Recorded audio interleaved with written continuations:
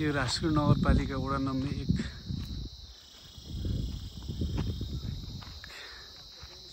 हेपकोट कालेढुङ्गा भन्ने ठाउँमा यो रोड बनाउने क्रममा यत्रो क्षति भएको छ।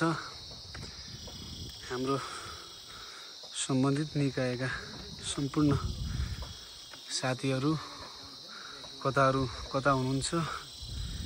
यहाँ चाहिँ यो मान्छेको घर पनि जोखिममा छ।